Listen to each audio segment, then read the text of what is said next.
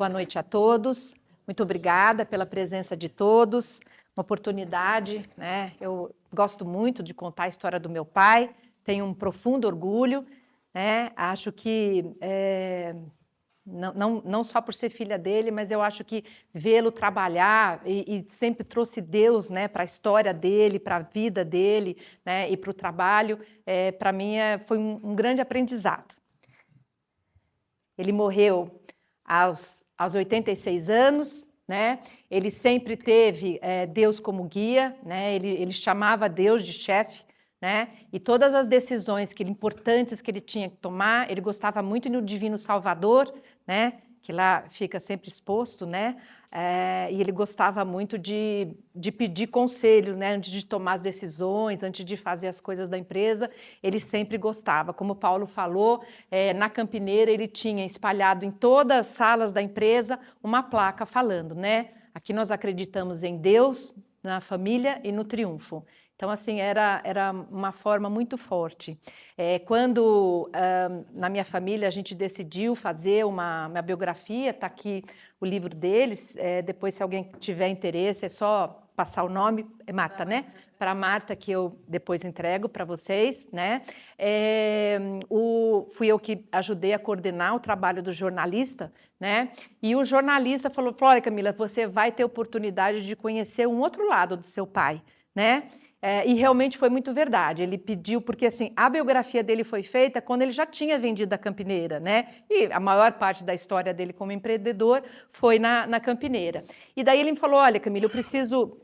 entramos em contato com as pessoas da época da Campineira, que fizeram depoimentos, e ele falou, olha, Camila, eu preciso que você junte aí para mim matérias de jornal, entrevistas que ele deu, que isso me ajuda muito a conhecer mais a história dele e me sensibilizar. E daí eu fui buscar tudo que estava lá guardado e tal. Eu achei engraçado porque, esqueci o nome da revista da Beth Abraão, é Absoluta, né? Absoluta. Tinha uma entrevista na Absoluta, e no final da entrevista ela fazia uma coisa que eles chamam de ping-pong, que é aquelas perguntas rápidas e respostas rápidas, né? Então perguntava assim, qual é os CDs que o senhor gosta de comprar? Ele falou, nenhum, eu gosto de trabalhar. Qual é não sei o quê? Ele falava, nenhum, eu gosto de trabalhar. Que tipo de filme o senhor gosta de assistir? Eu falei, não vou ao cinema, eu gosto de trabalhar. Ele foi respondendo isso no ping-pong quase que inteiro. Eu fico pensando, imagina a pobre jornalista que estava ali, ela deve ter ido murchando, né? Mas no final desse ping-pong tinha uma pergunta que, quando eu li, eu não tinha visto essa entrevista, mas quando eu li, eu me emocionei profundamente, né? Porque ele falava assim, então, senhor Armindo, o que falta para o senhor? Nessa época, quando ele fez a entrevista, ele tinha 81 anos, né? O que falta para o senhor? Então, o senhor já teve uma indústria, o senhor vendeu, o senhor começou tudo de novo, né? Empreendeu de novo, tem outras empresas. O que falta para o senhor, né? E eu acho que as pessoas, quando vem essa pergunta, tem expectativa da pessoa falar, sei lá, né, quero voltar a ser jovem, quero ter uma casa não sei aonde, quero ter não sei o quê. E a resposta dele, né, me surpreendeu, porque ele falou assim, olha, eu quero voltar a empregar o mesmo número de pessoas que eu empregava quando eu tinha Campineira. Quando ele vendeu a Campineira, ele tinha 2.000 funcionários. Então, eu me emocionei profundamente, porque daí eu vi a essência do meu pai. Lógico que ele gostava de dinheiro, ele vivia muito bem e tal, mas nunca foi o objetivo dele, né? O objetivo dele era gerar empregos, e é muito bonito isso, né? Eu me emocionei muito, achei muito lindo e fiz questão de passar para o jornalista. Quando essa apresentação que eu faço, depois no final eu vou falar um pouquinho de mim, eu faço para falar sobre governança corporativa, que é uma coisa que eu acredito e defendo muito, né? E eu sempre começo com essa oração de São José, né? São José é o padroeiro da família e do trabalho, que eu acho que tem tão a ver com esse nosso dia a dia, né? E eu gosto muito dessa oração. Glorioso São José, escolhido por Deus para a tarefa de cuidar, criar, alimentar e proteger a Sagrada Família, alcançai-nos a serenidade de espírito dos momentos difíceis da vida, tornai nosso coração brando nas contrariedades, prudentes nas decisões, corajosos nos perigos, paciente na adversidade, humilde na prosperidade, justo, amoroso e benigno com toda a nossa família. É muito bonito isso, né? Principalmente na família empresária, é um exercício sempre muito forte da gente pensar isso e trazer isso para a nossa vida. Bom, aqui falando um pouco, então, né, Aqui falando a história do meu pai, ele é de 32, né? Como eu disse, ele faleceu aos 86 anos. Ele só fez o estudo primário, né? Ele era de uma família muito simples lá em Portugal, de uma vila muito pequena chamada Lagarteira, que fica perto de Ancião, que já é pequeno. O senhor já conheceu, né, monsenhor? Ele até gostava de brincar, né? Quando as pessoas perguntavam como é Lagarteira, onde o senhor nasceu, ele falou assim: você já foi para Nova York? O senhor lembra dessa brincadeira que ele gostava de fazer? E é muito pequena, gente. Tipo, Joaquim Egídio é grande perto de Lagarteira. E daí ele queria muito estudar. Ele pedia muito para o pai dele para estudar. A família dele são 6 filhos, eram 3 homens e 3 mulheres, né? E ele era o quarto. Os 2 irmãos mais velhos dele eram mais velhos que ele, né? Então já iam trabalhar com o pai e tal. E ele ficava muito em casa. Depois eu vou contar algumas curiosidades dele, né? Ele ficava muito em casa e ele pedia para o pai dele: me deixa estudar, né? Meu pai nunca gostou. Esse meu avô tinha uma pequena lavoura, né? E então ele queria que meu pai trabalhasse na lavoura depois junto com ele. Então assim, aprendia a ler, tirava da escola e ia trabalhar. E ele pedia pro meu avô: me deixa estudar, eu quero muito estudar. Mas não rolou, foi só até o primário, né? E daí, então, ele viu na oportunidade de servir o exército, ele viu a oportunidade dele sair da Lagarteira, porque o exército se servia em Lisboa, né? E ele falava: puxa, eu quero seguir a minha carreira no exército, né? E foi para o exército em Lisboa, gostava muito de lá, e meu pai sempre dirigiu muito bem, até uma certa idade, né? A gente precisa aprender a parar de dirigir, viu, gente? Porque foi super difícil tirar o carro dele, então a gente precisa pôr uma data aí para parar de dirigir, porque a gente, quando está mais velho, acha que está dirigindo bem ainda, e não está mais. Mas ele sempre dirigiu muito bem. E terminando o exército, tinha uma vaga para ser o motorista. Eu não sei as patentes, né? Não sei se é capitão, general, alguém importante lá do exército, e ele queria muito essa vaga, muito mesmo. Foi a única vez que meu pai me consolou na vida, né? Meu pai não era uma pessoa afetuosa, assim, de abraços, né? Ele achava que você sempre tinha que dar um jeito, pensar positivo, resolver e tal. E uma vez eu tinha sofrido uma violência muito séria e não tinha conseguido passar numa prova, e foi a única vez que meu pai me consolou na vida, foi quando ele me contou essa história. Ele falou: olha, Camila, às vezes tem uma coisa muito ruim que acontece com a gente, porque Deus, na verdade, tem uma oportunidade grande para te dar depois disso. Daí ele contou essa história. Ele não passou, apesar de ele dirigir muito bem, alguma coisa passou, quando ele estava com o tal general, capitão, sei lá, alguma coisa passou e ele desviou, e o general achou ele meio barbeiro, e resumindo, ele não passou no teste. E ele ficou profundamente frustrado, porque era a oportunidade dele não ter que voltar para a Lagarteira, dele ficar em Lisboa e dele seguir o exército, né? E daí ele falou: Camila, se eu tivesse passado nesse teste, talvez eu fosse motorista do exército até hoje, né? Então foi não passando nesse teste, apesar de eu ter sofrido muito, que eu tive vontade de vir para o Brasil e que toda a história aconteceu. Então, às vezes a gente tem que dar essa oportunidade das coisas que vão acontecendo na nossa vida, né? E daí, então, ele decide vir para o Brasil. Na época, o Brasil tinha essa coisa de estar aceitando estrangeiros, né? Tinha uma coisa chamada carta de chamada. A carta de chamada era o seguinte: você não podia vir para o Brasil se você não conhecesse alguém aqui e que essa pessoa, né, mandasse a carta de chamada, porque essa pessoa ficava responsável por você durante X anos. Ou seja, se você desse errado aqui, essa pessoa tinha que pagar a sua volta para Portugal. Era isso que era a carta de chamada. E ele tinha lá um conhecido que fez a tal da carta de chamada, e ele veio para cá, né? Ele gostava muito, na época o Canadá também estava buscando pessoas, e tinha mais um outro país que me foge agora, né? E ele falou: o Brasil fala a mesma língua, né? Então vou para lá. E daí depois eu vou contar um pouco mais da história dele ao longo aqui da minha apresentação, né? Esse, então, o de cá era o meu avô, aqui é uma das minhas tias, e esse aqui era o meu pai, né? Que tá esse jovem aqui. Esse senhor eu não sei quem é. E então, como eu disse, ele era obrigado a trabalhar na lavoura e meu pai não gostava de trabalhar na terra, né? Mesmo depois, ele nunca se encantou com fazendas e tal, não era a praia dele, né? Só que o meu avô criticava muito meu pai. Ele achava que meu pai pedia para estudar porque ele era preguiçoso, né? E meu avô repetia sempre esse provérbio para o meu pai, que chama agarra-te ao torrão, que não levarás grande trambolhão. Que significa assim, olha, fica na terra, cuida, né, planta e fica na terra, que você não se aventura e também você vive uma vida segura, né? Só que meu pai não era isso que ele acreditava para a vida dele. Daí, eu gosto muito de contar essa história, porque eu acho lindo isso que meu avô ensinava. Meu avô parece que era uma pessoa também muito religiosa e extremamente honesto. E o que ele tinha uma pequena venda, e nessa época se vendia tudo a granel. E o que ele ensinava, os filhos ajudavam a vender na venda, né? E o que ele ensinava para os filhos era o seguinte, as balanças na época eram assim, né? E ele falou, olha, todos os dias você tem que fazer o ajuste da balança.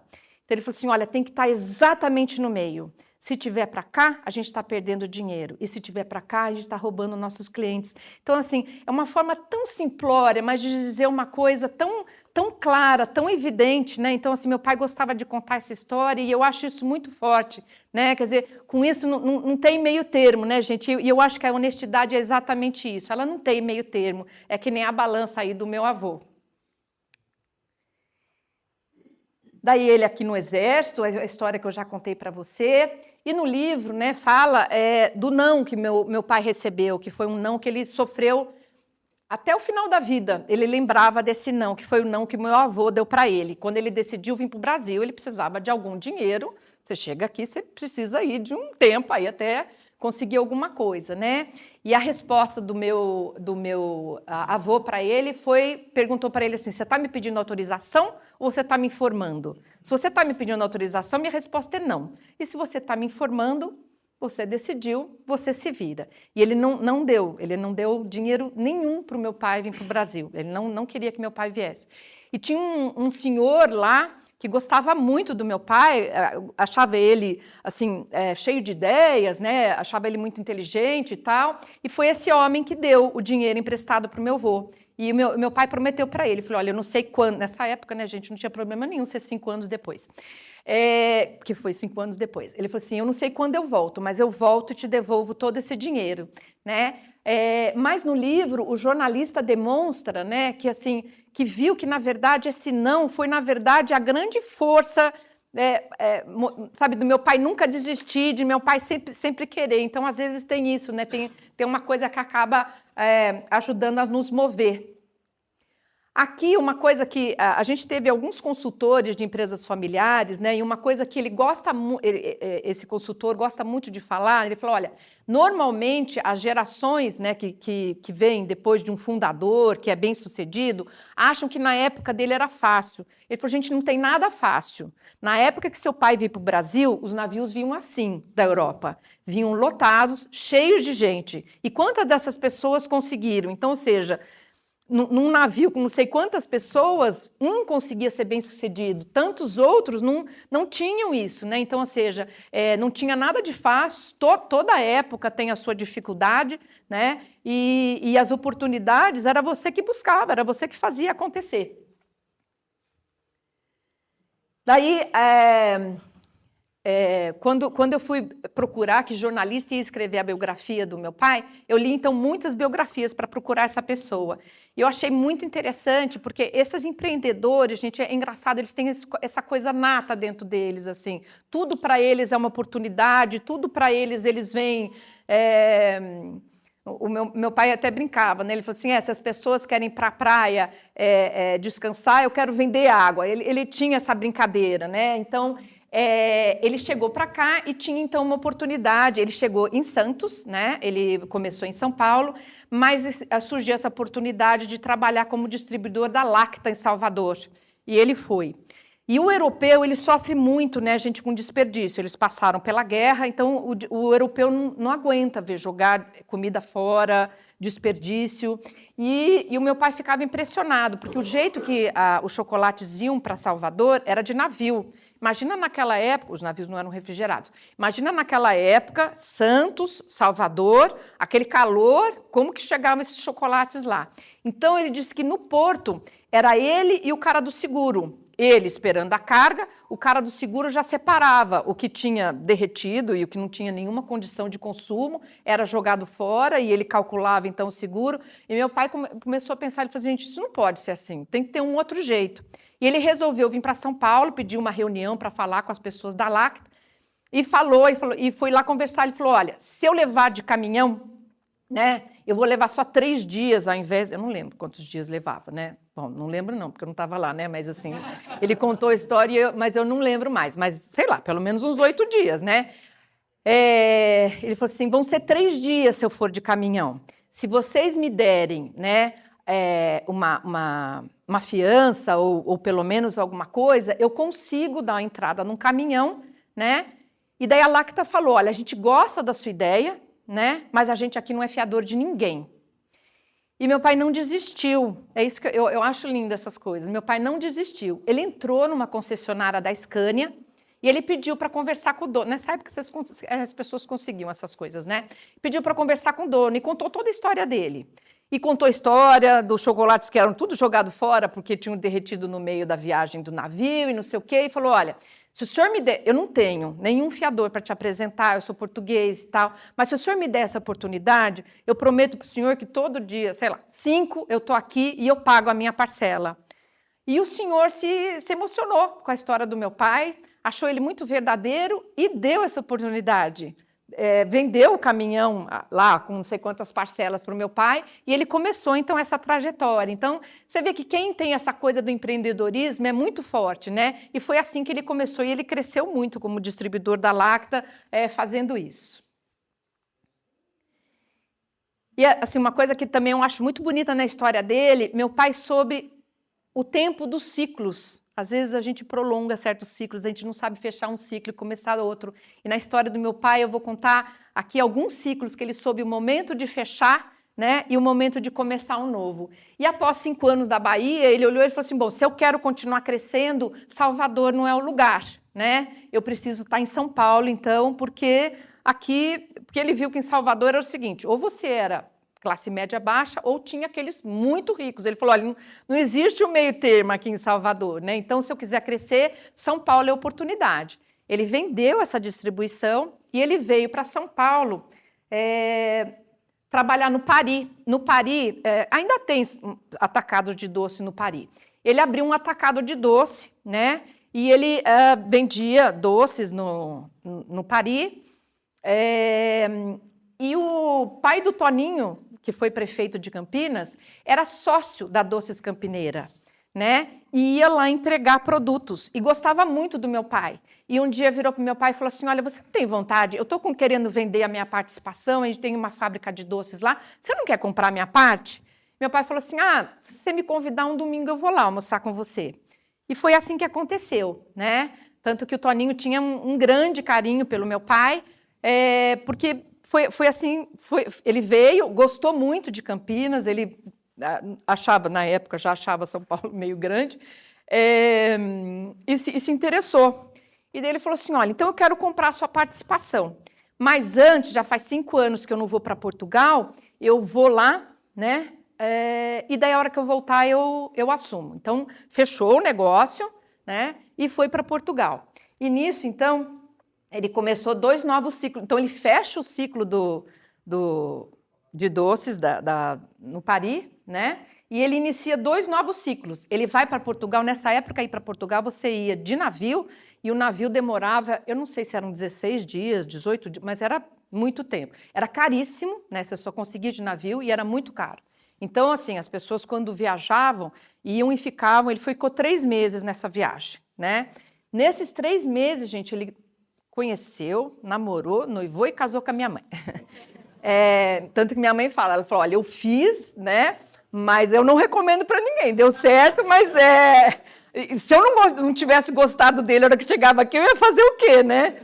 Porque ela nunca tinha vindo para o Brasil, né? Ela estava realmente muito apaixonada, acho que meu pai tinha uma boa conversa, né, monsenhor?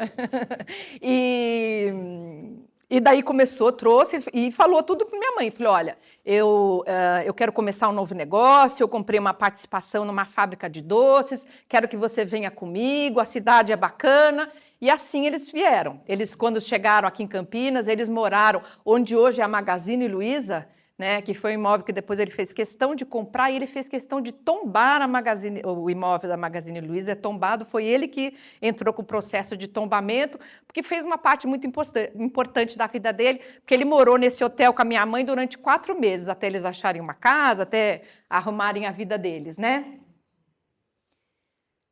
E daí, com a Doces Campineira, foi ele que teve a ideia do pirulito Zorro. Nessa época não tinha marcas e patente para o Zorro, né? É. Mas ele ganhou muito dinheiro com o pirulito Zorro, gente. Quem teve a infância comendo pirulito Zorro sabe que aquilo vendia que nem água, né? E daí ele fez, ainda no Cambuí, ele fez começar a crescer, ele ampliou a linha de doces, ele começou a fazer balas, né? E depois ampliou a linha de balas e começou a fazer biscoitos, né? Foi do meu pai essa ideia de fazer, de ampliar a Campineira. Uma coisa que eu acho muito interessante era a visão de longo prazo que ele tinha. Quando ele fez a Campineira, quem construiu foi Alix da Cunha, e ele falou, olha, eu quero que você faça uma fábrica que se eu quiser ampliar para os lados, eu tenho. Então, ela foi já, na época, foi pré-fabricada, e as laterais, depois ele 2 vezes mudou as laterais, porque ele comprou mais fornos e foram 2 vezes. Então, é incrível de ver, né? Quer dizer, e na época ele conheceu um senhor que tinha trabalhado, acho que na Nestlé, se não me engano, era um suíço durante muitos anos, e ele contratou esse suíço para ajudar todo o projeto, né, da elaboração da fábrica e desenvolveu aí a fábrica. Ele gostava, gente, de uma vez por ano, nós somos em 4 filhos, nós 4 tínhamos que visitar a fábrica, visitar criança, a gente detestava, na verdade. A gente ia de muito mau humor, imagina, né? Que você prefere ir para o clube brincar ou visitar a fábrica que você já conhece, né? Mas é muito bonito isso, né? Eu acho que a gente precisa mostrar para os nossos filhos o prazer do trabalho, né? Quer dizer, eles precisam fazer parte disso. Depois a gente gostou. Daí só para vocês, resumindo um pouco aí da história da Campineira, em 1993 nós alcançamos a liderança em creme cracker e água e sal em todo o Brasil, né? A gente conseguiu, foi uma coisa de muito orgulho, porque a gente ultrapassou a Nestlé nessa época, que é uma multinacional e que tinha 2 marcas, tinha a São Luís e tinha a Tostines. Então, ou seja, foi uma coisa muito grande, mas era muito bom, acho que quem consumiu lembra que era muito bom. E após 33 anos, ele fecha mais um ciclo. Eu acho que esse foi o ciclo mais difícil dele fechar na vida dele. Ele tinha um amor profundo, você lembra, né? Ele tinha um amor profundo pela Campineira, né? Eu acho que foram grandes conquistas, né? Lá ele conquistou muita coisa na vida dele, ele empregou muita gente, né? E a Danone, que é muito forte, ele então, na época eram 4 sócios, 2 sócios, então eles aproveitam o dinheiro dessa venda de participação para a Danone, para dar o dinheiro para esses 2 sócios, comprar a parte dos sócios, então ficou ele, o irmão, né, e a Danone. Mas é uma sociedade muito difícil, né, gente? Uma multinacional toma decisões completamente diferentes de que um empreendedor, né? Então, para uma multinacional, se ela está afim de ganhar a liderança e ficar 1 ano, 2 anos no prejuízo, para ela banca. O resto dos países acabam bancando essa fábrica. O que ele falava assim, eu não, eu é o meu bolso, né? Eu não tenho condição de estar fazendo isso. Então, foram 5 anos dessa sociedade com a Danone, até que ele chegou à conclusão que não, que ele queria sair, que não era para ele, né? Uma coisa que ele tem muito, porque daí teve uma hora que a Danone queria impor certas coisas, ele falava, não é assim aqui no Brasil. O francês, ele tem uma coisa bem forte, né, de achar que eles adoravam falar na América Latina, eles não falavam nem no Brasil, tá, gente? Eles falavam, não, aqui na América Latina é assim, né? E meu pai tentava explicar, olha, o Brasil não é assim, né? Primeiro que o Brasil é um país continental, né? Quer dizer, já existem diferenças muito grandes, né? De sabores, de uma série de coisas, mas a Danone estava bastante intransigente. E uma coisa, a Danone se deu muito mal em biscoitos no Brasil, né? Eles venderam por nada para a Arcor, né? Por nada, foi assim. Meu pai até pensou na época, ele amava muito a Campineira, né? Minha mãe até falava que era a segunda família dele aí. Ele até chegou a pensar em comprar, mas ele falou: "Eu não tenho mais idade para tocar uma indústria, né, gente, é uma coisa que exige muito da pessoa, né". Mas uma coisa que ele antes da Danone vender, a Danone um dia chama meu pai e falou: "Olha, a gente vai inaugurar uma biblioteca aqui com o seu nome e a gente gostaria então de prestar essa homenagem". E meu pai foi lá, né, e daí tinha a biblioteca realmente com o nome dele, e ele falou assim: "O senhor tem um tempo que a gente queria fazer uma reunião?". E daí nessa reunião ele falou assim: "Olha, a gente tem um projeto aqui, que a gente está chamando de Armindo Dias, e a gente gostaria de saber se o senhor quer tocar esse projeto. O senhor vai ficar com o cargo de presidente, a sua sala será a mesma que o senhor tinha, né". E o meu pai numa sabedoria, eu acho que ele teve muita vontade de aceitar, porque ele ia dar aquela de volta, né. Mas ele teve uma sabedoria muito grande, gente. Ele não aceitou. Ele falou: "Olha, agradeço muito, eu me sinto muito honrado, eu desejo muito sucesso a vocês nisso. Se vocês quiserem que eu dê sugestões nesse projeto, eu estou à disposição, mas isso não vai dar certo, né". Isso dava certo quando eu era o presidente, né, quer dizer, eu podia tomar certas decisões e fazia. Isso não é mais desse jeito agora, e ele não aceitou. Eu acho que deve ter sido uma decisão muito difícil para ele, mas mostra uma sabedoria muito grande, né, saber verdadeiramente fechar um ciclo e abrir novo. E quando ele vendeu, então, ele começa tudo de novo, né.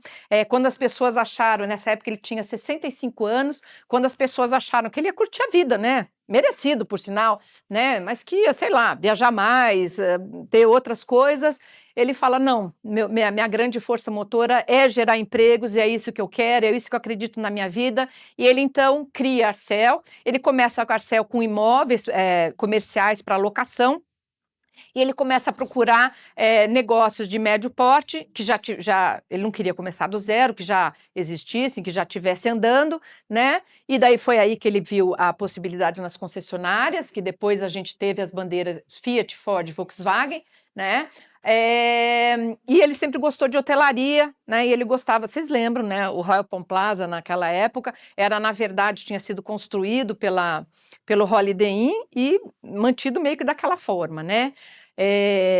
Do que era, eu vou mostrar para vocês todas as passagens aqui, do que era o Holiday Inn, sobrou uma coluna. O resto foi tudo alterado. Ele adorava mostrar essa coluna. Aqui eram as concessionárias, acho que quem é de Campinas lembra, né? E aqui eu vou mostrar. Então, no ano de 1997, esse era o Royal Palm Plaza, né? Então tinha 200 e alguma coisinha de apartamentos, né? E tinha esse T que vocês estão vendo aqui, né?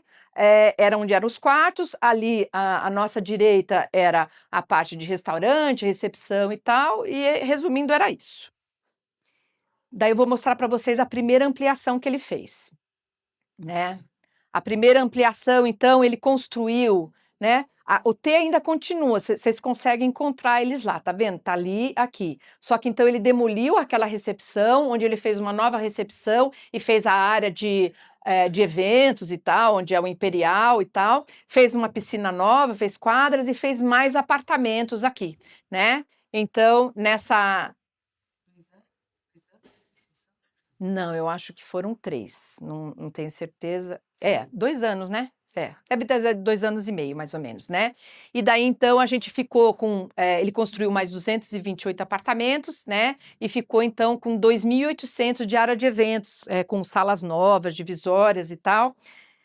Daí, então, olha, ali no meio onde tem aquelas árvores, né, vocês vão ver a próxima expansão, que é o edifício Orquídea, né, onde a gente então, a Via Metal, né, com todas as esquadrias, né, Toninho? Com todas as esquadrias, o Toninho sempre foi um grande parceiro. Participou de todas, com certeza, né. Então um edifício Orquídea, com mais área de eventos no térreo, e a gente então nessa época ficou então com 384 apartamentos. A próxima expansão está nesse terreno grande, vocês veem alguns carros estacionados, porque, o grande força da venda dos hotéis é eventos para grandes empresas, né? E uma das coisas que as pessoas falavam assim, ai, você não é um resort na praia e tal, não sei o quê, então a gente viu a necessidade de estar fazendo uma área de lazer maior. Então a próxima expansão é ali, onde eu mostro para vocês, né? Onde vocês estão vendo a casa de campos com mais espaço para eventos, né? E uma área mais verde, com quadras, tem ali o campo de futebol e tal. Então, essa foi a próxima expansão. E a outra expansão, vocês estão vendo ali no fundo em cima um prédio meio cinza, meio azul claro? Ali era do Banco Real, era a empresa, era o escritório deles para compensação de cheques, né? Que hoje a gente nem imagina que precisava de uma área tão grande, mas era assim que a coisa acontecia, mas estava desativando e a gente queria expandir, queria chegar em 500 apartamentos. Então, a próxima expansão é essa, né? Com mais 116 apartamentos, a gente então atinge 500 apartamentos com isso, chama The Palms essa área, né? Tá vendo que ela foi transformada ali? Ali vocês veem ela fazendo, integrando com toda essa parte, né? Eu acho bem interessante acompanhar, né? Porque uma coisa existindo em andamento e a coisa expandindo. Aqui, então, quando fiz o livro, né? Coordenei com esse jornalista a história do livro. Meu pai sempre foi uma pessoa, apesar de, né, de gostar de viver bem e tal, mas ele era uma pessoa bastante humilde e ele nunca quis ler o livro dele. Eu tentei muitas vezes, ele falava assim, não, isso é para os meus netos só. Ele falava assim, quem que vai querer ler isso, Camila? Eu falo, pai, você pode ter certeza que muita gente vai querer ler. Mas eu não consegui, tentei de todas as formas, né? Eu lembro que um dia eu falei para a secretária, a gente vai tirar tudo da mesa dele e você só vai deixar o rascunho do livro. Ele pegou, pôs assim de lado, chamou ela e falou assim, traz as minhas coisas, tudo de volta, e não leu o livro. Daí, desse dia para frente, eu desisti, né, gente? Eu falei, não quer ler, não lê, né? Mas no lançamento, o livro demorou 2 anos e meio para ficar pronto, né? E ele já não estava tão bem, né? Ele foi tendo aí uma demência, ele já não estava tão bem. E a minha mãe, ela não queria que fizesse esse evento, né? E foi um dia que eu peguei bem firme, eu falei, se você não quiser ir, você não vai, mas a gente vai fazer esse evento para ele, né? Porque ele já não conseguia mais trabalhar, mas uma coisa que ele adorava, eu até me associei ao LEAD lá em São Paulo, porque era a programação dele, né? Ele adorava ir nas reuniões do LEAD, né? Adorava ser reconhecido. Ele era fácil ser reconhecido, né, gente? Careca, tal, não sei o quê, baixinho. E eu lembro que apesar dele já não estar tão bem, quando alguém reconhecia ele, gente, parecia que a alma dele voltava, sabe? Assim, parecia que de alguma forma ele se encontrava novamente, né? Então foi o que eu falei para minha mãe, porque ela convenceu meus irmãos, então, que não iam fazer esse evento. Eu falei, se vocês não quiserem, vocês não vêm, mas o evento vai acontecer, né?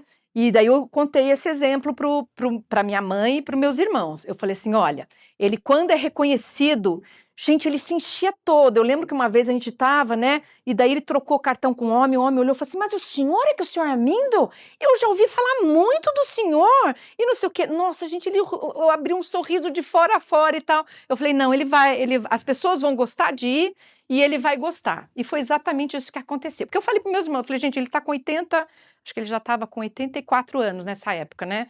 Se ele não estiver bem, não estiver reconhecendo as pessoas, a gente fala, ficou muito emocionado, preciso ir embora. Né? Isso é a vantagem da gente ficar mais velho, tem que ter um lado bom também, né? Da gente poder, né, se sair de alguma forma. Para vocês terem uma ideia, ele não sentou em momento nenhum, foram quase, não deu 5 horas, mas deu 4 horas e pouco de evento, né? E foram, eu não lembro mais o número de pessoas, mas foi um número bem grande de pessoas, e teve uma hora que eu falei para eles, pai, você está vendo esse salão cheio? A gente fez num restaurante lá que tem umas carpas e tal. Eu falei, você está vendo esse espaço cheio, pai? As pessoas vieram aqui só te homenagear. A gente não está servindo um jantar, a gente serviu só um coquetel. As pessoas vieram aqui, saíram das suas casas à noite só para te ver, pai. Então, assim, ele adorou esse evento, foi muito importante para ele. Então, assim, eu só estou comentando isso com você, como é importante a gente, o padre Fábio de Mello fala, né, que o verdadeiro amor é quando a pessoa já não tem mais aquele valor, não tem mais a mesma história, mas você continua valorizando. Então, é muito importante, assim, para mim foi uma grande coisa, meus irmãos e minha mãe depois acharam que super valeu a pena, né, que realmente foi muito importante para ele, e ele adorou esse evento, foi um evento muito significativo para ele. Daí, acho que eu já... daí então teve a última expansão que a gente fez, que foi o centro de convenções, né? Que foi esses terrenos eram todos nossos, inclusive onde está o Tower e onde está o Contemporâneo, e foi uma contrapartida que a gente fez com o Odebrecht, né? O Tower e Contemporâneo não é de nossa propriedade, nós só somos operador hoteleiro, nesses dois foram vendidos como condotel, né? Então, de nossa propriedade é o Royal Palm Plaza, e foi essa negociação que a gente fez, então, com a Odebrecht, né, de terrenos, construção e tal, e mesmo assim, ainda pagamos uma parte, né.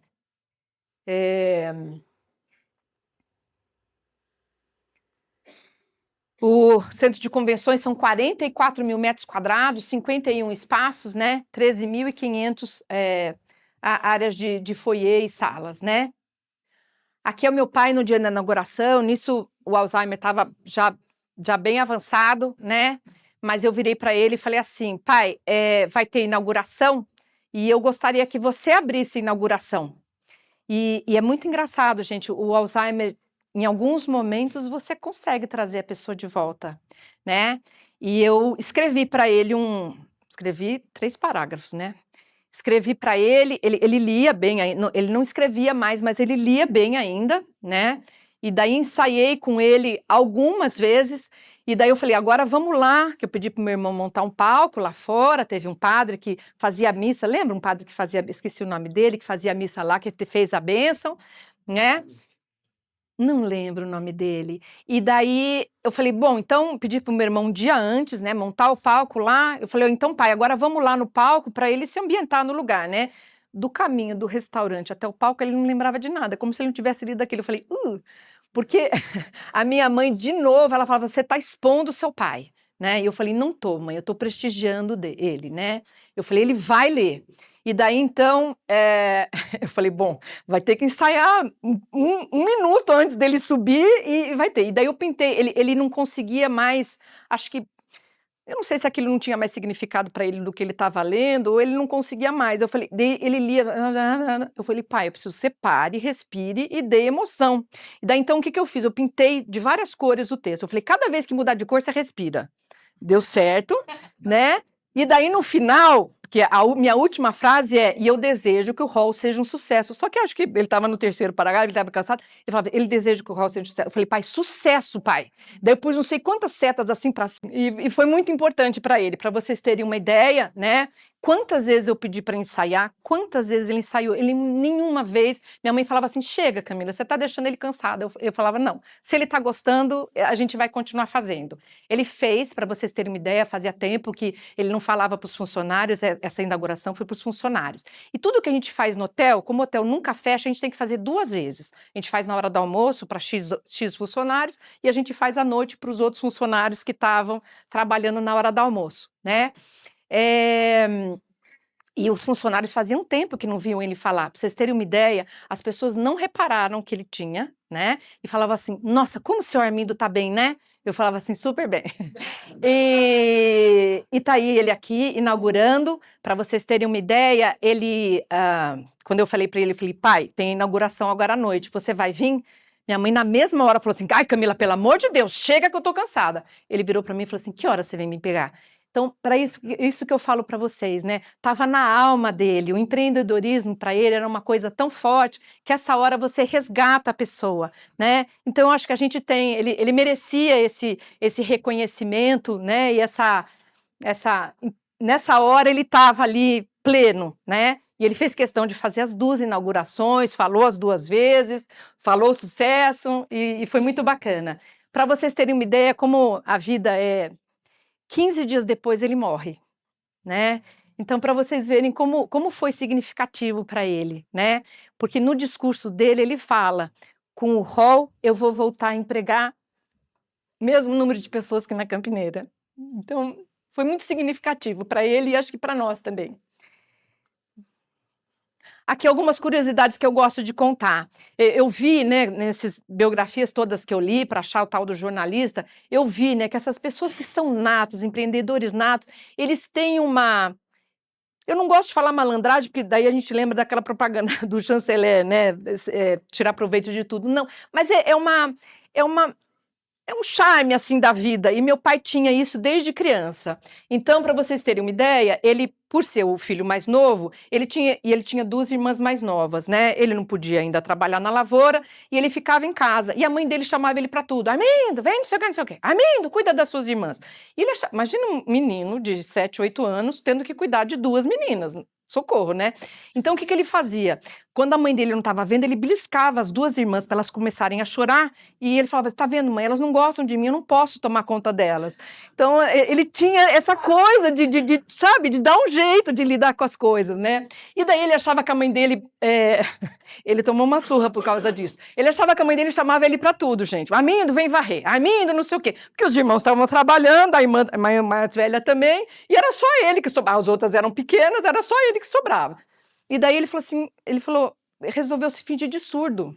E nessa época pagar um médico, gente, o médico só vinha na vila, sei lá, a cada quantos meses, né? E era caríssimo, né? E daí a mãe falando: esse menino tá surdo, esse menino não escuta, esse menino não escuta. Ele escutava, gente, era para ver se a mãe dele parava de chamar. E daí o médico, quando viu, ele falou assim: olha, seu filho não tem nada, ele escuta super bem. Ó, o pobre. É, e daí o que eu falo para vocês, né? Quem é empreendedor, ele nessa época não existia um Tupperware ainda, né? Então, na época que a Lacta levava os chocolates para Salvador, isso tudo vinha em latas, né? Então, o que que ele viu? Ele viu que as donas de casa, quando viam aquilo chegar, quando ele estava guardando o estoque, elas falavam assim: se o senhor não for usar essas latas, depois o senhor me dá? O que que ele teve ideia? Ele falou: não, vou vender essas latas. O que que ele fazia? Ele botava na porta, mas ele não botava todas as latas que tinha, ele botava só umas 2 ou 3, porque assim ele aumentou o valor das latas, né? E as mulheres falavam: mas o senhor não tem mais? Ele falou assim: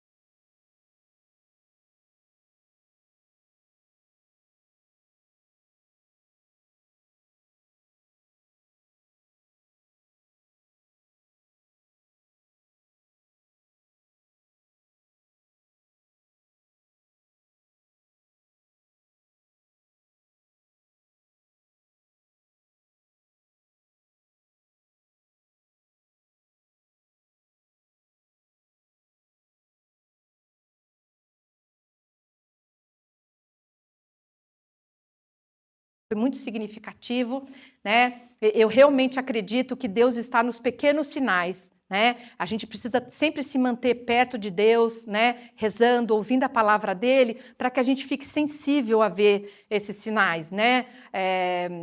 Os mais velhos aqui acho que vão lembrar os filmes que a gente assistia de Deus, era aquela coisa abrindo o céu, vindo muita luz e não sei o quê. Então, na verdade, nada disso vai acontecer, né? Mas Deus está, sim, nos pequenos sinais, e a gente que tem que estar sensível a isso, né? E eu sou muito grata por ter aprendido essa religião que eu aceitei, que eu acolho de uma forma muito significativa na minha vida. Então, é com esses pequenos sinais que eu aceito todos os convites que me fazem, né? Eu aceitei ser zeladora da imagem de Xoistá quando eu morava lá em São Paulo, foi uma coisa de muito significado para mim.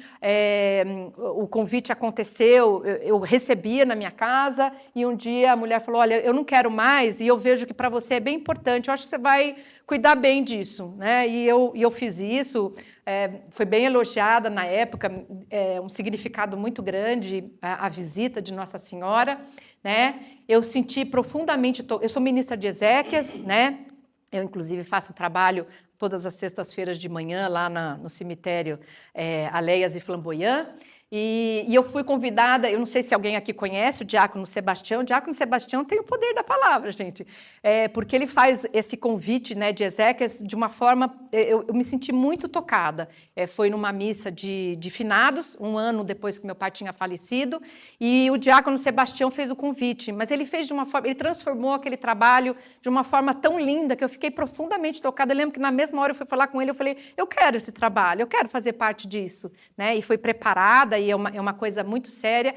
E no começo até tiravam sarro de mim, falavam, você gosta de ver morto? Eu falei, não, gosto de ver vivo, porque eu vou lá falar com os vivos. Não, eu rezo pela alma, mas eu vou lá falar com os vivos, né? O trabalho de ministro de Ezequias é um trabalho que me encanta profundamente. O que nós acreditamos é que é um momento, né, onde as pessoas estão frágeis e você traz Deus para a vida dessa pessoa, né? Então é um momento muito significativo. Às vezes essas pessoas que você está falando estão distantes de Deus há muito tempo, né? Então você está num momento muito especial para trazer Deus de volta para a vida dessas pessoas, e é um trabalho que me toca profundamente. Eu fui convidada a receber a imagem de Santa Rita na minha casa, né? E com isso acabei me envolvendo, e hoje eu sou zeladora de uma imagem e levo a imagem todos os meses para 6 casas. O movimento de Santa Rita é diferente, Xoistá é uma vez por dia na casa de cada pessoa, e o movimento de Santa Rita não, que é que pelo menos fique uma semana, né? Que as pessoas tenham ali um momento mais próximo de Santa Rita, né? O padre Transferetti me convidou para ajudar na missa da Capela de Santo Antônio, na Hípica. Eu aceitei esse convite, e lá os coordenadores o Marcílio e a Ellen, né? Então, eu aprendi muito com eles, eu tenho muito orgulho de estar lá junto com eles. É linda a missa lá, né? E o Monsenhor, ele me dá a honra da amizade dele, né, Monsenhor, que eu tenho muito apreço. As pessoas, quando falam em herança, né, pensam sempre em dinheiro, mas também se é da amizade, respeito e amor, né, Monsenhor? O Monsenhor era muito amigo do meu pai, e eu herdei essa amizade, que eu levo com muito carinho, né? Eu tenho uma grande amizade. Ele está aqui hoje, foi um convite meu, ele não costuma mais sair à noite, né, Monsenhor? Então ele veio aqui prestigiar, muito obrigada. E ele me deu a honra, meu Monsenhor me convidou para divulgar com ele o terço de Jesus, né? É um terço muito bonito, é uma história muito linda. Monsenhor foi inspirado pelos pequenos sinais, foi inspirado, né, a falar de Jesus, e ele fez esse terço. É um terço rápido, que as pessoas rezam mais ou menos em 3 minutos, né, Monsenhor? Hoje em dia as pessoas estão sempre com muita pressa, mas que você traz Jesus para a sua vida. É um terço lindo. Eu tenho muita honra de fazer parte disso, de estar divulgando, né? Então, eu acredito muito da gente estar com Deus nas nossas vidas, né? Aqui eu vou passar rápido, porque é uma apresentação um pouco mais longa, mas assim, é o trabalho que principalmente eu desenvolvo, né? Porque eu acredito muito na governança colaborativa. Quando a gente começou com projetos de empresa familiar por consultores, né? Esse círculo é o grande... Quem sabe de empresa familiar vê esses ciclos que nem a cruz na igreja, é mais ou menos isso. Onde fala, né? Na verdade, O grande tchan disso fala que, na verdade, né, você numa empresa familiar tem a família, tem a empresa, tem a sociedade e tem onde, né, a interseção e o que acontece nessa interseção. Mas tem um ponto central que, na verdade, são as três coisas juntas. E é muito verdade, né? A empresa familiar, ela maltrata um pouquinho a relação familiar, né? Quer dizer, o dinheiro e amor, eles têm algumas dificuldades aí de lidar, mas a governança colaborativa vem para ajudar muito com isso. E o que eu sempre acreditei, eu comecei a trabalhar com 18 anos, e quando você começa a trabalhar no negócio da sua família, infelizmente, você passa a ser, você é burra, né? E você é taxada dessa forma. Você só está lá porque você é filha do dono. E não é verdade, né? Eu acho que tem gente burra, mas tem gente burra que também não é filho do dono, né? E tem gente capaz, e tem gente capaz que pode ser parte da família. E o que eu vi, né, na verdade, você não recebe essa oportunidade. E quando você tem 18 anos, você precisa, né, gente? Você precisa de uma correção, você precisa de um acolhimento, como todas as pessoas recebem, né? Quando você é filho do dono, você não tem isso. E eu consegui ver isso já com 1 ano trabalhando na empresa, e eu falei, bom, se eu quero ser uma profissional de verdade, eu tenho que olhar o mercado. E foi isso, e é isso que sempre me moveu, né? Eu não conhecia a frase ainda do Gandhi, mas é mais ou menos isso. E o que eu vi foi isso. Eu falei, bom, se eu quero ser uma boa profissional, eu tenho que estar sempre olhando o mercado e eu tenho que sempre servir para trabalhar no mercado. Ou seja, eu sempre tenho que ter um currículo que, se eu quiser procurar um emprego, eu vá conseguir um emprego. Então, foi assim que eu norteei o meu trabalho, né? Eu acho que isso é muito importante, né? Daí aqui fala um pouco do processo de sucessão, um pouco do que a gente fez de consultorias, né? Essas consultorias fez a gente ter um acordo de acionista, depois um estatuto, e depois a gente fez, com uma nova consultoria, a gente fez um novo acordo de acionistas, e a gente então montou um conselho de administração. E foi aí que eu passei a conhecer a governança corporativa. Agora eu inverto o contrário, né? E me encantei com ela, né? Porque eu vi que a gente estava aceitando de uma forma muito passiva. Os consultores iam lá, falavam, ninguém discutia, ninguém falava nada, mas não necessariamente a gente estava sentindo aquele... Não necessariamente a gente estava colocando aquilo em prática, né? Aqui a família assinando o segundo acordo, né, com toda a família junto, né? E daí algumas coisas que eu aprendi, né? As práticas de governança corporativa, elas não fazem uma empresa ser mais bem-sucedida, né? Mas o contrário é verdade. A falta de práticas de governança corporativa fazem uma empresa, principalmente familiar, né, ir para um mau caminho. Então, é muito forte isso, eu acredito muito nisso, né? E não há envolvimento enquanto as pessoas não entendem. Então, quando eu comecei a conhecer todas as boas práticas de governança colaborativa, né, eu lembro que alguns membros da família falavam, nossa, isso é muito burocrático, né? Porque em empresa familiar, as pessoas decidem do jeito que quiser. Tem um dos consultores que a gente teve, que ele brincava, ele falava, o fundador, ele gosta da opinião, sim, ele vai no espelho e fala assim, e aí, o que você acha? Né? E é muito verdade, né? É bem do fundador, mas também ele acertou tanto, né, gente, que ele tem esse direito, né? Mas eu vi isso, né, que na verdade... Eu fui estudar profundamente, eu sou conhecedora das boas práticas de governança, e eu vi o seguinte, que se você entender, você vai entender que aquilo não é uma burocracia, e sim aquilo tem uma essência muito profunda e muito necessária para as empresas. Aqui eu gosto de dar um exemplo, quando eu fiz o MBA nos Estados Unidos, tinha uma matéria de qualidade, não sei se alguém de vocês já trabalhou com qualidade, particularmente eu acho uma coisa bastante chata, porque eles são todos cheios de regras, tem padrões e tem não sei o quê, e não sei o quê. E eu tive que fazer um projeto lá e eu estava achando aquilo um saco, gente. E tinha umas etiquetas, e você tinha que dobrar as plantas do projeto, inclusive de um formato. E eu estava achando aquilo um saco. E teve uma hora que o professor falou assim, você não está gostando, né, Camila? Eu falei, não. Eu sou bastante transparente nos meus sentimentos. E eu falei, não estou gostando. Por que a gente tem que gastar tanto tempo? Tanto faz do jeito que... Ele falou assim, porque você não entendeu por que precisa dobrar desse jeito. A partir do momento que você entender, e daí ele me mostrou, dobrando daquele jeito, você nessa época não tinha toda essa informatização, né? Você consegue achar, a dobra sempre fica com a etiqueta na frente de qual é o projeto, de qual é o assunto, e não sei o que, não sei o que. Ele falou assim, então sempre antes de você reclamar, você entenda a razão da coisa. E eu aprendi muito com isso, assim, e é muito verdade. A governança colaborativa é muito forte em relação a isso, e eu levo isso para a minha vida até hoje, né?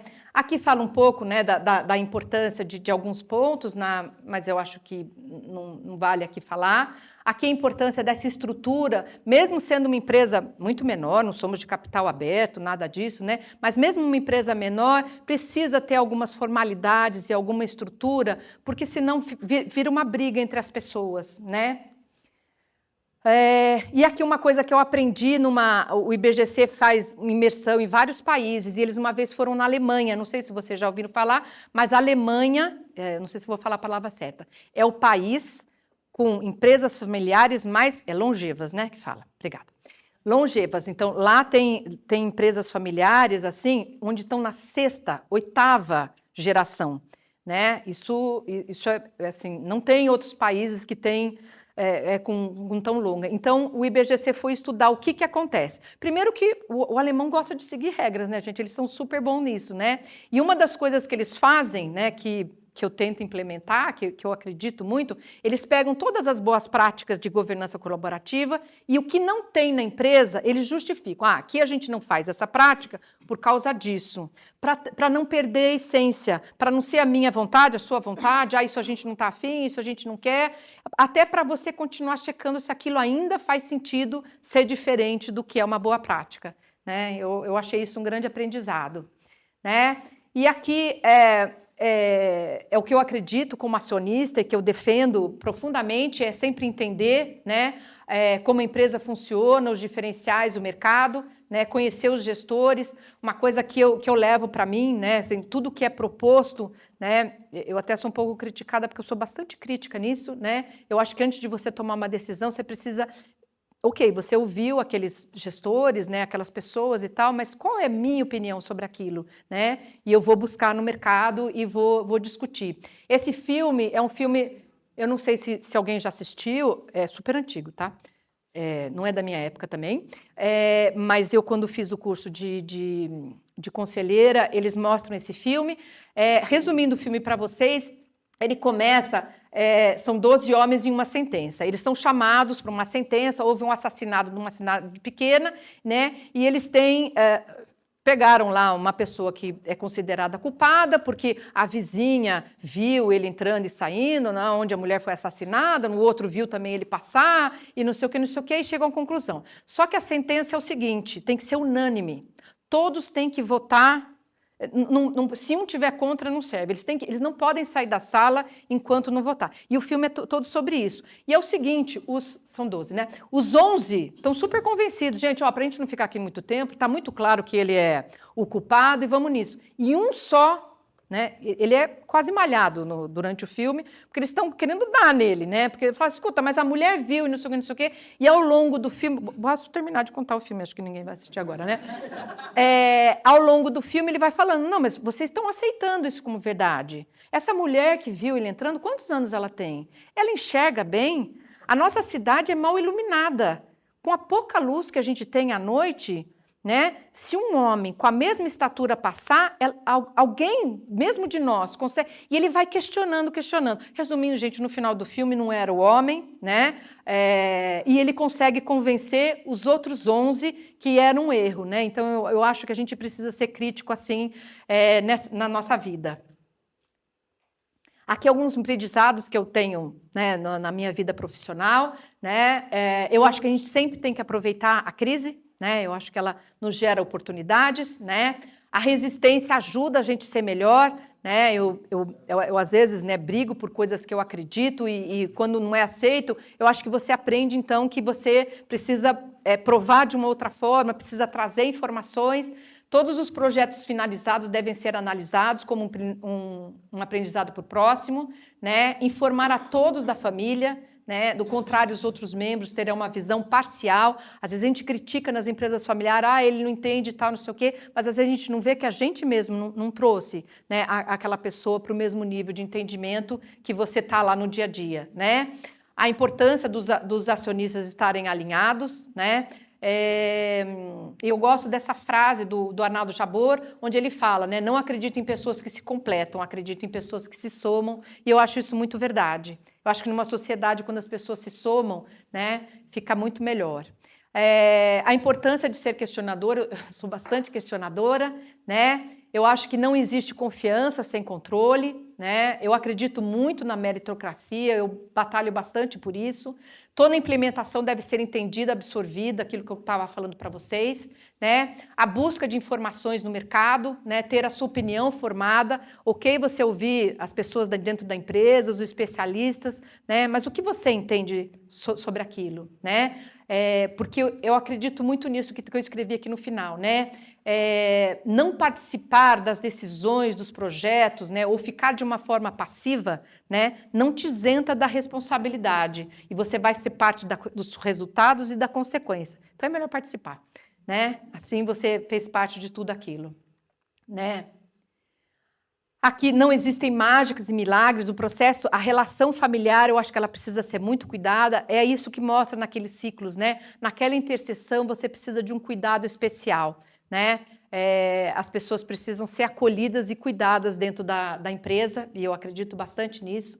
Em todo o processo com consultorias, a implementação de práticas, criação de conselhos, a intenção e a busca são, sem dúvida, um processo, um primeiro passo, mas eles não passam de um primeiro passo, né? Se aquilo não virar a sua essência, não virar um significado dentro da empresa, é só mais uma ideia, só mais né, uma coisa que não vai ter significado, né? E é preciso buscar a forma de sair da intenção e passar para a relação. Eu acredito muito na ação e na prática, né? Qualquer coisa diferente disso, na minha opinião, é ilusão.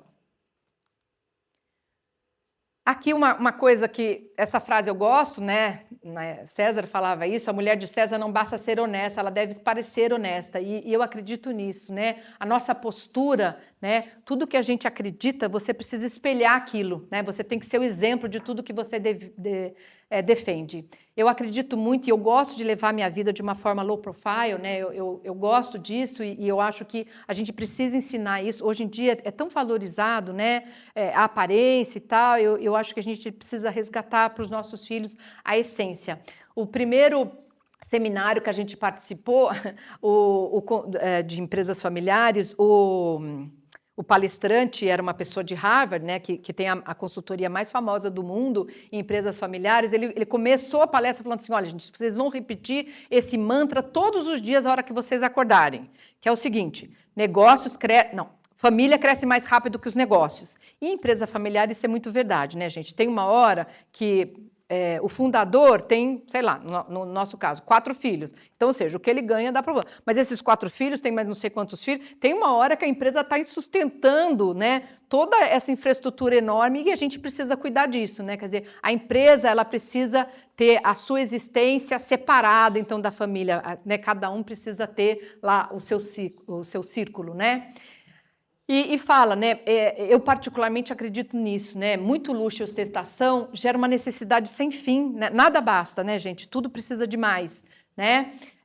E gera muita inveja. Eu acho que esse é o grande problema, né? Que a gente tem que cuidar dentro de uma empresa familiar, né? Eu acredito muito no brilho próprio, né? Eu acho que a gente precisa ter um brilho próprio, né? E cada um tem o seu. Né? Então, eu acho que você precisa cuidar do seu brilho.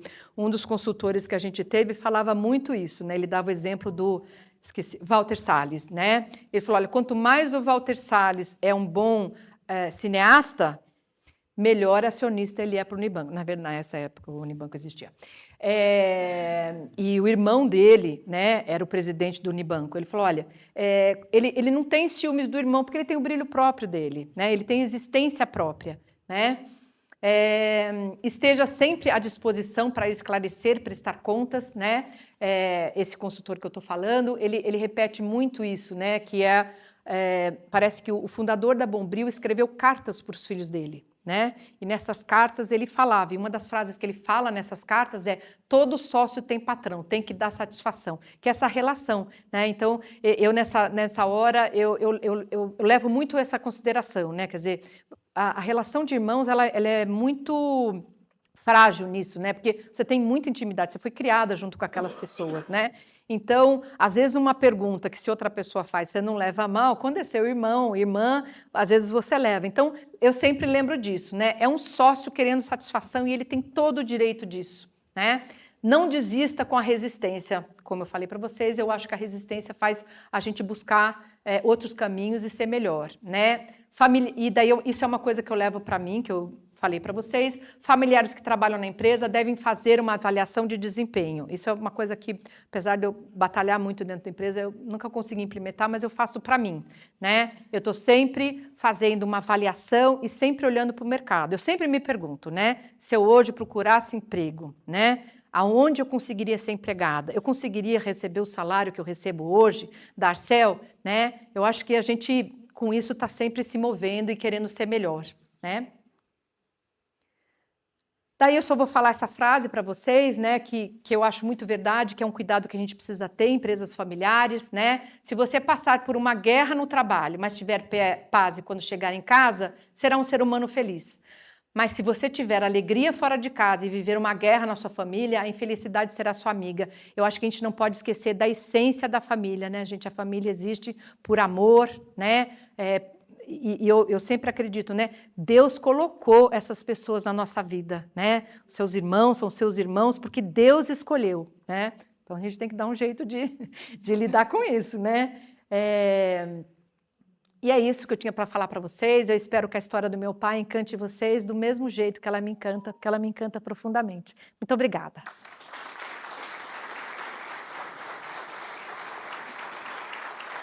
Eu vi a Camila se emocionar várias vezes. Eu também me emocionei várias vezes. Eu tive o privilégio e a honra de trabalhar com o senhor Armindo 37 anos. Participei de muitas histórias. Lembro de algumas histórias muito bonitas, muito agradáveis, outras difíceis, né? E, enfim, Armindo realmente foi uma pessoa que tocou a vida de muitas pessoas, tocou muitas comunidades.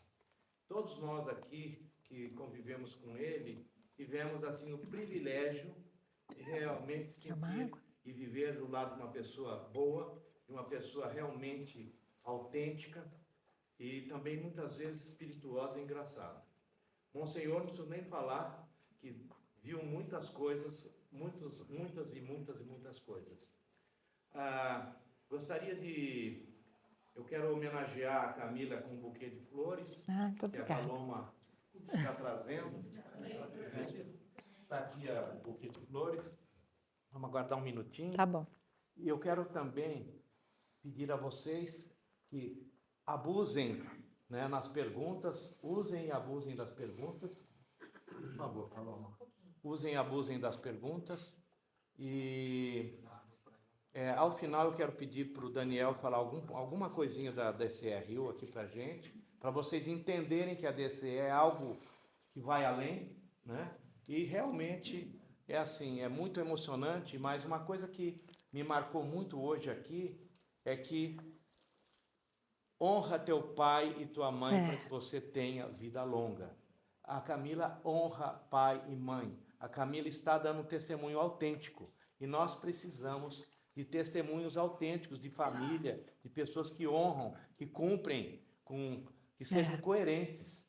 Então, realmente nós assim tivemos um privilégio nesta noite. É mais um privilégio que nós temos sempre, porque essa série, todas as vezes que nós estamos aqui, nós temos ouvido coisas novas. A última foi a experiência do presidente da Sanasa com a irmã Dulce. Então, sempre nós estamos tendo alguma coisa nova. Gente, divulguem, ajudem, vamos colocar essa coisa cada vez mais em pé, tá bom? Muito obrigado, Camila. E eu quero abrir a plateia as perguntas, mas antes, Paloma... que linda, querida. Muito obrigada. E o chocolatinho é meu. Obrigada. Que gentil. Muito obrigada. simples a homenagem, mas Imagina. agradeço muito. Obrigada. Pessoal, está aberto as perguntas.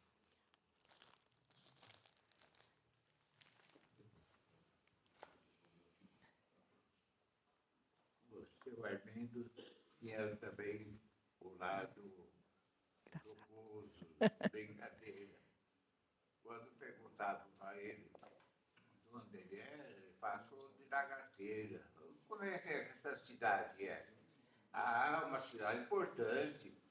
Tem aeroporto internacional, tem metrô, tem lava. Querida, Era obrigada. o lado jocoso. Era. E quando a pessoa acreditava, ele ria mais ainda. Então, isso eu vi tantas vezes com ele. Né? O seu pai foi um homem admirável, né? Obrigada. Em todos os setores da vida. Você, a família do seu amigo, você, é uma família abençoada. Amém. Abençoada por Deus. Meus pais casaram em Fátima. Quando fez 50 anos, nós tivemos em Fátima. 45. Quando fizeram 45 anos, Tivemos em Fátima fazendo missa. Sempre foi uma família protegida por Deus. Gostei muito da sua palestra, da sua competência e da sua inteligência. Obrigada. E o nosso Paulo Toledo falou uma verdade. Você puxou o seu pai em tudo. Obrigada. Uma curiosidade que eu tenho observado, que muitos que falaram aqui não estudaram. Muitos empresários assim, que cresceram. Eu lembro de aquele outro da loja pernambucana, Célia, né? Você foi lá? Furlan e outros aí. Eles não estudaram, não fizeram uma faculdade, nada assim. O seu pai também, né? Ou seja, isso é uma coisa nata, uma coisa que a pessoa explora por si mesma. Ela vai descobrindo, aprendendo, fazendo, e vai descobrindo e crescendo. E é interessante, né? Eu acho que sim. Eu acho que sim. Nessas, eu acho que o Faloto dá para escutar, né? Nessas biografias todas que eu li quando eu estava procurando jornalista, né? Eu vi que essas pessoas que têm esse empreendedorismo nato, na alma, né? Tudo eles veem uma oportunidade, elas têm uma inteligência, elas têm uma capacidade de ver coisas que a gente não vê, né? Então, eu não acho que o estudo faz mal, de forma nenhuma, né? Eu acho que, e acredito muito no estudo, mas essas pessoas são completamente fora da curva, né? São. E são menos arrogantes também.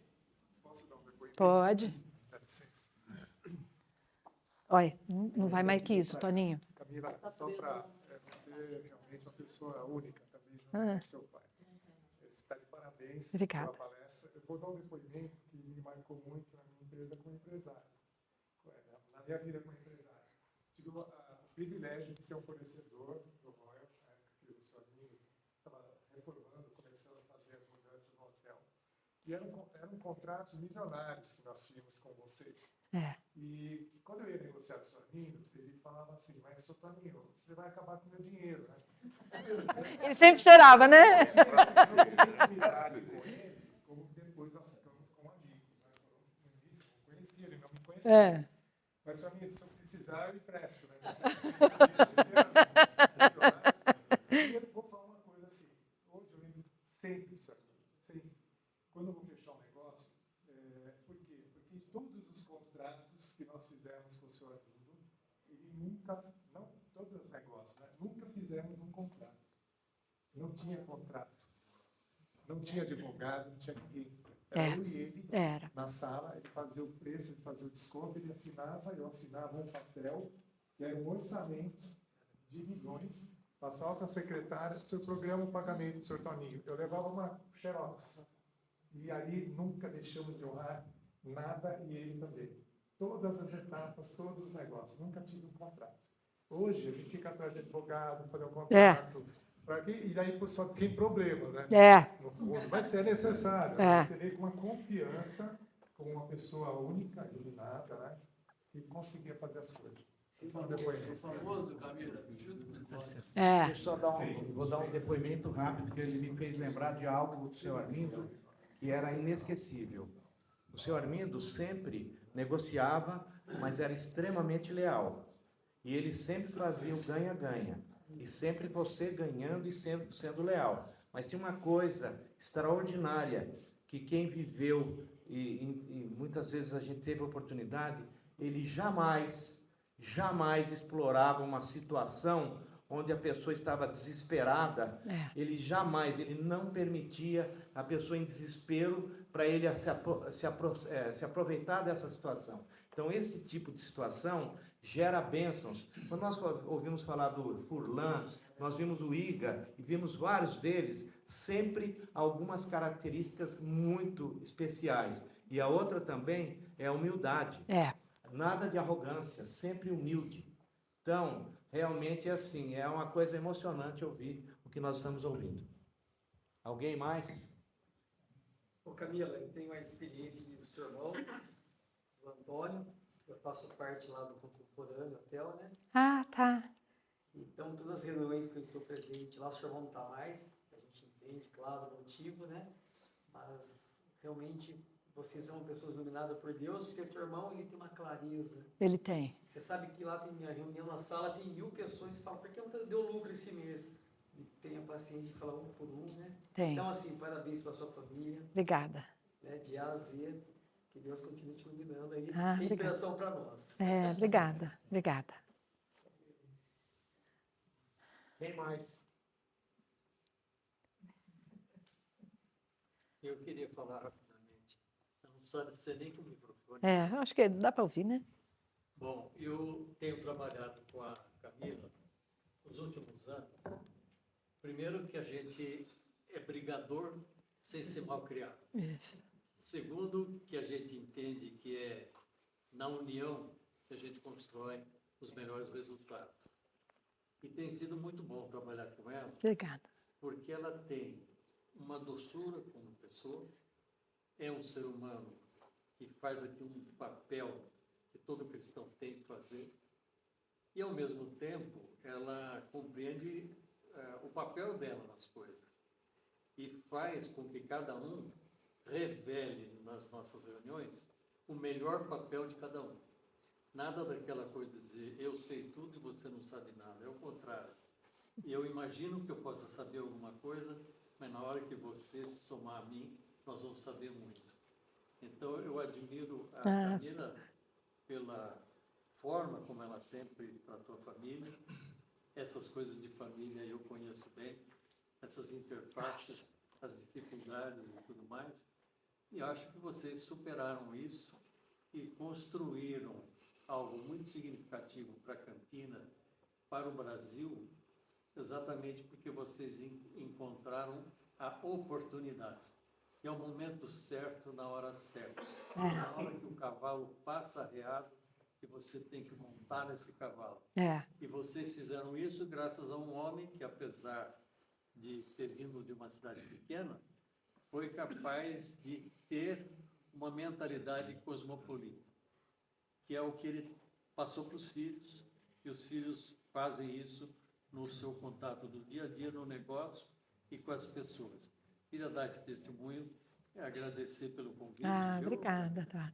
E dizer a você que você tem aqui um grande admirador. Muito obrigada. Obrigada mesmo. Camila, essa questão religiosa é bonita. Agora, ministro das Ezequias é bem diferente, né? Por isso que eu falo, o diácono Sebastião, ele tem uma conversa boa. Ele faz ser encantador. Como é que você analisa isso, hein? Então, Você sabe o que é isso, ministro das Ezequias? Explica o que é isso, que a gente sabe. O ministro das Ezequias, você pode fazer, né, a oração e a bênção final quando é no velório, né? Então, os padres não têm mais condição de atender, né, todas as pessoas, e os ministros das Ezequias são preparados. Nós recebemos, como chama, a cada 2 anos do bispo, a confirmação? Sim. Esqueci o nome. Uma autorização, né? Uma autorização, e a gente tem que... É uma encomendação do corpo. Quando Não, que a gente, a cada... O padre vai lá fazer a oração e tal. É. Ela faz isso como leiga. Então, a gente é preparado, a gente tem que seguir um ritual, a gente tem que seguir um livro, a gente tem que usar uma vestimenta própria, né? E é cobrado de todos os ministros, não só de Ezequias, né? De todos os ministros, né? Uma postura, né? E você, a cada 2 anos, reinvestido? Reinvestido. Isso. A cada 2 anos, o bispo nos dá a possibilidade de continuar, mas antes você tem que repetir, que não tem nada que te abone, que você pode continuar fazendo.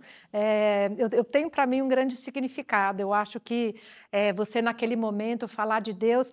E o que eu levei em consideração, né? Eu senti que foi um chamado de Deus, né? Eu tive essa oportunidade que a gente ouve, né, das pessoas religiosas, né? Porque tocou profundamente. Na hora, gente, eu não pensei, né? Não pensei se eu ia em velório, se eu ia ver muita gente ali no caixão, eu não pensei em nada. Eu me encantei com que o diácono Sebastião, com aquele convite. Opa!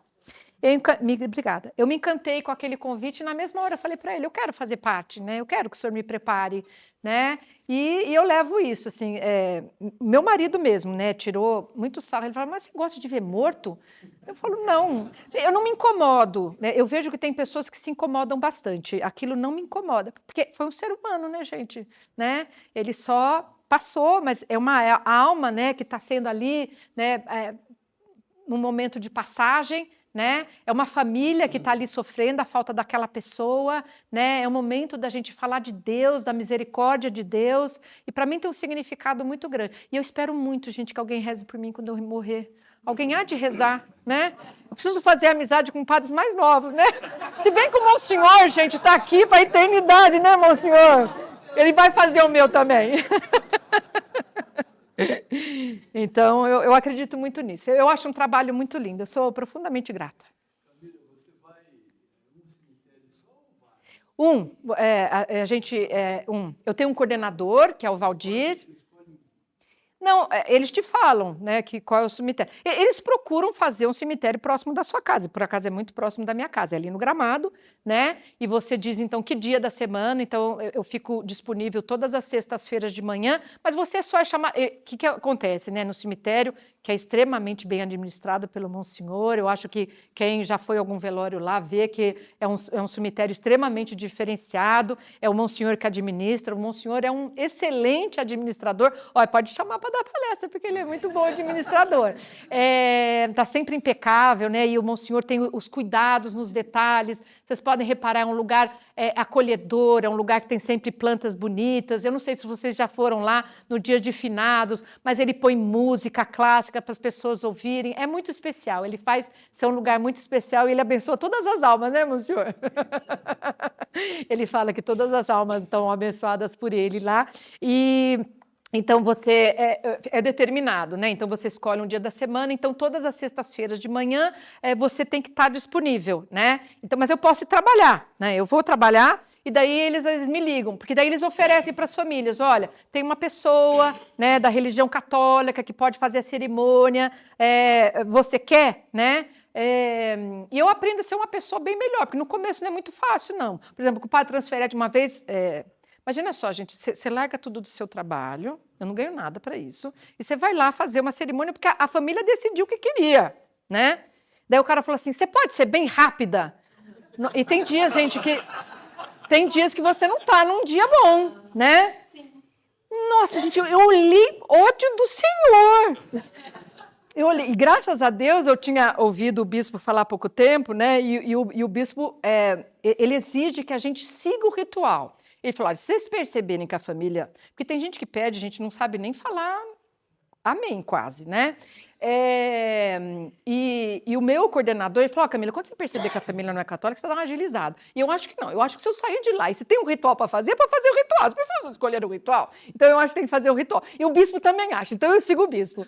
E daí o padre transferente me falou, ele falou, olha, quando te falarem isso, você responde para a pessoa, não tenha pressa. É bonita essa resposta, padre. Eu agora falo essa resposta para as pessoas. De vez em mandar a pessoa para o inferno, que é a vontade que eu tenho, né? Mas um ministro não pode falar isso, né? Não tenha pressa para as coisas do Senhor. É uma bonita resposta, padre. Eu agora falo isso, você vê, aprendi com o padre transferente. E agora eu falo isso para as pessoas. E desarma as pessoas, né, quando você fala isso, né? Então, e a gente aprende muita coisa, aprende a ser um ser humano melhor. Eu acho que a gente aprende a olhar para a nossa vida de uma forma diferente, né? Cada velório é bem diferente, né? Tem velórios onde você vê uma frieza muito grande com a pessoa que faleceu, aí você pensa na sua vida, você fala, nossa, será que quando eu for, né, vai ser assim, né? De que forma eu trato as pessoas, né? E daí você vê velórios, não, onde existe uma relação profunda de amor, e daí você também, eu acho que a gente se torna uma pessoa melhor quando a gente passa a presenciar isso, né? É isso. Muito obrigada, gente, vocês terem vindo. Obrigada mesmo.